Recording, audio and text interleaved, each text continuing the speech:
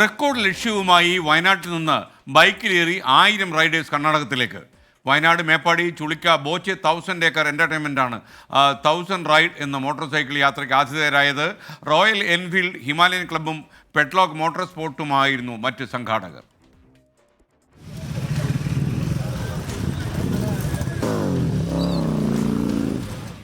മുണ്ടക്കൈ ചൂരൽമല ഉരുൾപൊട്ടൽ ദുരന്തത്തെ തുടർന്ന് പ്രതിസന്ധിയിലായ വയനാടിന്റെ ടൂറിസം മേഖലയ്ക്ക് ഉണർവ് പകരുന്നതിനായാണ് ബുള്ളറ്റ് റൈഡ് സംഘടിപ്പിച്ചത്.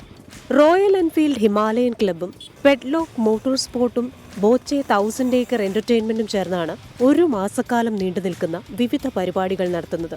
ഇതിന്റെ ഭാഗമായായിരുന്നു ബുള്ളറ്റ് റൈഡ്. ഇതിന്റെ പ്രധാന ലക്ഷ്യം വയനാടിന്റെ ടൂറിസം തിരിച്ചുപിടിക്കുക എന്നതാണ്.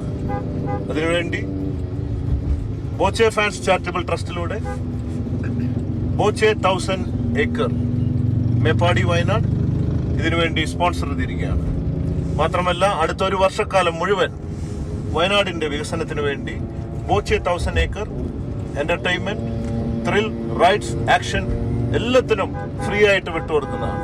നമുക്ക് എല്ലാവർക്കും ഒരുമിച്ച് നിന്നുകൊണ്ട് വയനാടിന് വേണ്ടി, വയനാടിന്റെ ആ സൗന്ദര്യം തിരിച്ചു പിടിക്കാൻ വേണ്ടി നമുക്ക് ഒന്നായിട്ട് നിൽക്കാം. ദക്ഷിണേന്ത്യയിൽ നിന്നുള്ള പ്രമുഖ ബൈക്ക് റൈഡേഴ്സ് പരിപാടിയിൽ പങ്കെടുത്തു. ഇന്നലെ രാവിലെ 9 മണിയോടെയാണ് മേപ്പാടിയിലെ ബോച്ചെ 1000 ഏക്കറിൽ ഡോക്ടർ ബോബി ചെമ്മണ്ണൂർ റൈഡിന്റെ ഫ്ളാഗ് ഓഫ് ചെയ്തത്.